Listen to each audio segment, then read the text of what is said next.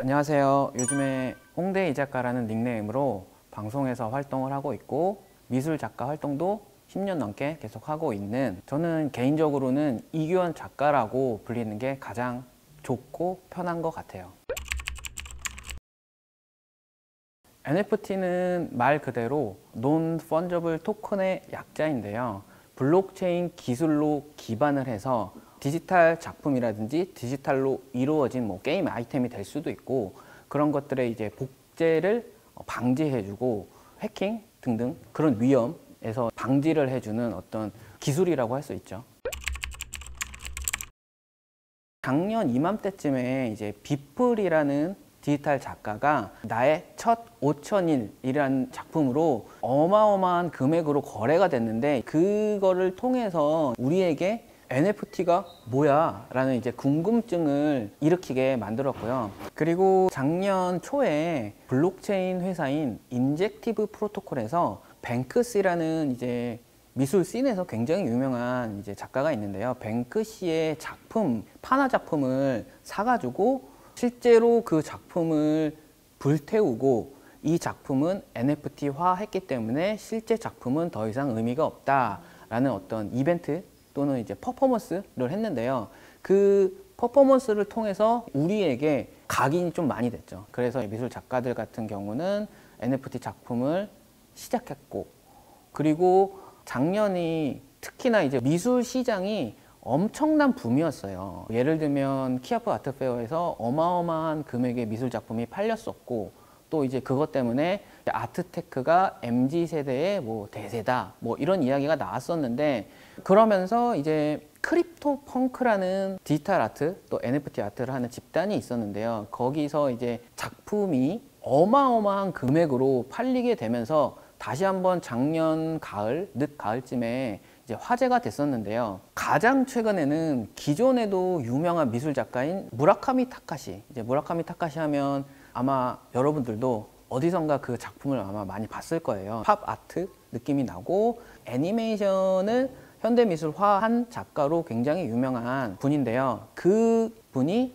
NFT 작품을 작년 말에 오픈시라는 NFT 플랫폼에 올리면서 다시 한번 화제가 됐고, 이미 미술 씬에서 워낙 유명한 작가이기 때문에 그의 이제 NFT 작품 같은 경우는 출시 또는 이제 세상에 공개되자마자 오픈시에서 판매량이 단숨에 1등으로 올라갔던 일이 있었는데요. 지금 그 상황은 현재 진행형이고, 앞으로도 저희뿐만 아니라 일반 대중분들도 우와, 이런 작품도 NFT 미술 작품이 되네 하는 작품이 계속 나오지 않을까라는 생각을 하고요. 사실 저도 제 작품이 개인적으로는 화제가 되면 좋지 않을까 이런 생각을 한번 해봅니다. 네. NFT 플랫폼, NFT 마켓 하면 지금 현 시점에서 오픈시라는 플랫폼이 가장 유명하고 규모도 가장 크고, 그리고 작품의 양으로 비교했을 때도 가장 많은 NFT 작품이 들어가 있는 이제 플랫폼인데요. 오픈시 같은 경우는 이제 이름답게 그 누구나 작품을 올릴 수도 있고, 심지어 이제 우리가 흔히 생각하는 미술 작품 같지 않은 것들도 많이 올라와 있고, 도메인, 그러니까 이제 웹 주소라고 하는 도메인도 NFT 작품으로 올라와 있거든요. 그만큼 정말 어마어마한 플랫폼이 지금 시점에서는 가장 유명한데요. 오픈시 같은 경우는 그만큼 누구나 쉽게 접근할 수 있다라는 장점이 있는데요. 반면에 단점으로는 지금 시점에서 너무나 많은 수많은 작품들이 오픈시에 올라와 있기 때문에 어떻게 보면 이제 오픈시 메인 페이지에 올라와 있는 작품 위주로 볼 수밖에 없다라는 단점이 있는데요. 저는 큰 거시적으로 봤을 때는 오픈시가 가는 방향이 NFT 미술, NFT라는 것에 있어서 정당성이 가장 맞지 않나라는 생각을 하고요. 두 번째 같은 경우는 슈퍼레어라는 이제 플랫폼이 있는데요. 슈퍼레어 같은 경우는 오픈시랑은 어떻게 보면 정반대라고 할 수 있어요. 오픈시 같은 경우는 누구나 올릴 수 있지만 슈퍼레어 같은 경우는 사실 누구나 올릴 수는 없고요. 슈퍼레어에서 어떤 작품에 대한 검수 이런 거를 하는데요. 그만큼 우리 사이트에 올라와 있는 작품들 같은 경우는 그래도 최소한의 퀄리티를 보장해 준다, 이런 특징을 갖고 있는데요. NFT가 이제 미술 작품뿐만 아니라 게임 아이템, 그다음에 뭐 사진, 연예인들의 어떤 말 등등 이제 모든 것들이 올라와 있지만, 슈퍼레어 같은 경우는 사실 NFT 미술 작품에 초점이 맞춰져 있고요. 그렇기 때문에 나는 아트테크를 하고 싶은데 특히나 NFT 미술 작품을 하고 싶다라고 하면 슈퍼레어에 한번 가보는 게 어떤가, 이런 생각을 한번 해보고요. 그 다음에 라리블이라는 플랫폼이 있는데, 라리블 같은 경우는 보통 NFT 플랫폼에서 이더리움으로 결제를 많이 하는데, 라리블이 유명한 NFT 플랫폼 최초로 자신만의 암호화폐를 발행하기 시작했고요. 그걸 통해서 거래를 할 수도 있고, 물론 이제 이더리움으로 거래를 할 수 있고요. 그 이후에 슈퍼레어가 어떻게 보면 라리블을 따라서 자신만의 암호화폐를 발행했는데요. 그래서 이제 라리블 같은 경우는 오픈시, 슈퍼레어 있으면 그 중간 지점 정도에 있다라고 보시면 될 것 같고요. 국내 마켓으로 넘어오면 카카오톡 다 아시죠? 카카오톡에서 만든 NFT 플랫폼인데요. 카카오 클립 드롭스라고 해서 어떻게 보면 국내 시장에 초점을 맞췄고요. 카카오톡에서 발행한 클레이튼이라는 암호화폐가 있는데요. 카카오톡 내에서 클레이튼을 사고 그걸로 이제 결제를 할 수 있다 해서 이제 국내 분들에게는 어떻게 보면 접근성이 가장 쉬운, 그것이 장점인 동시에 이제 단점이 되는 게, NFT 플랫폼은 나라, 국경에 상관없이 말씀드렸던 세 가지 플랫폼 같은 경우는 미국 사이트임에도 불구하고 한국에서 쉽게 거래를 할 수 있는데, 카카오 클립 드롭스 같은 경우는 클레이튼이라는 암호화폐로만 결제를 하다 보니까 해외 컬렉터 아니면 해외에 있는 아트테크를 하는 사람들이 접근하는 게 어렵죠. 그게 이제 단점이고, 카카오 클립 드롭스 같은 경우는 어떻게 보면 오픈시, 슈퍼레어 이렇게 큰 조금 다른 플랫폼이 있다면 슈퍼레어에 조금 더 가까운 컨셉으로 이제 NFT 플랫폼을 운영을 하는 것 같아요. 기존의 유명한 작가님이라든지 그런 작가님의 작품들만 사실 올라와 있고, 기존의 젊은 작가들이라든지 신인 작가들이 카카오 클립 드롭스에 자신의 작품을 올리는 거는 지금 현 시점에서는 쉽지 않은 상황이고요. 그래서 일각에서는 기존의 미술 시장이랑 뭐가 다르냐, 그냥 결제를 할 수 있는 수단이 현금에서 암호화폐로 바뀌었을 뿐, 그리고 실물 미술 작품에서 디지털 작품으로 바뀌었을 뿐 뭐가 다르냐, 이런 비판을 하기도 하는데요. 그래도 우리나라를 대표할 수 있는 카카오톡에 카카오 클립 드롭스가 있으니까 좀 지켜봐야 될 것 같기는 해요. 네. 첫 번째 이제 생산자 입장으로 말씀을 드릴게요. 그러니까 이제 미술 작품이 됐으면 미술 작가가 될 수 있고, 음원을 올린다 하면 이제 뮤지션이 될 수 있는데, 생산자의 입장에서는 우선 가장 중요한 거는 작품이 있어야겠죠. 작품을 만들어야겠고, 기존에는 뭐 캔버스에 유화 물감으로 그림을 그린다. 근데 이제 그런 작품을 디지털 카메라로 찍어서 디지털화해서 NFT 플랫폼에 올리기도 하는데요. 개인적으로는 디지털로 다시 새로 작업을 하는 거를 추천을 드리고요.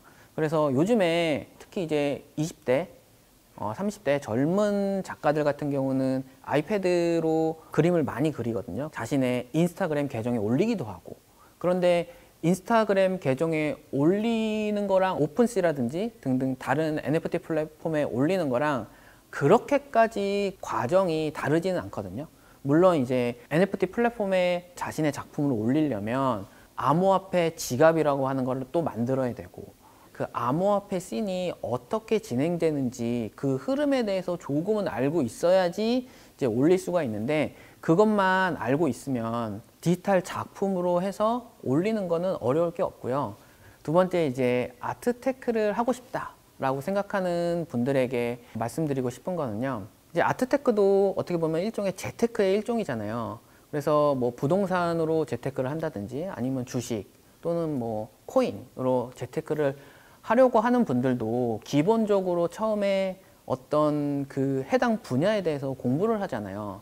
그거랑 똑같이 아트테크도 내가 재테크를 하고 싶은데 유난히 나는 어떤 미술품에 대해서 너무 관심이 많고 흥미로워. 그러면 당연히 그 미술에 대해서 공부를 하는 게 저는 필요하다고 생각을 해요. 많은 작품들을 보고 그것과 관련된 미술사에 대해서 공부도 하고 그러다 보면 자신만의 어떤 미술을 보는 관점이 생기거든요. 그리고 나서 이제 오픈시나 슈퍼레어나 순위표 같은 게 이제 메인 페이지에 올라와 있어요. 그래서 어떤 작가의 어떤 작품이 요즘에 거래량이 많고 또 재판매도 잘 되고 이런 거를 보면서 공부를 하신다면 아트테크, 특히나 이제 NFT 미술 작품으로 아트테크를 하는데 조금 수월하지 않을까라는 생각을 하고요. 딱 한 가지만 말씀을 드리면 우선 좀 많이 봐야 된다. 그게 이제 가장 중요한 게 아닌가라고 생각을 합니다.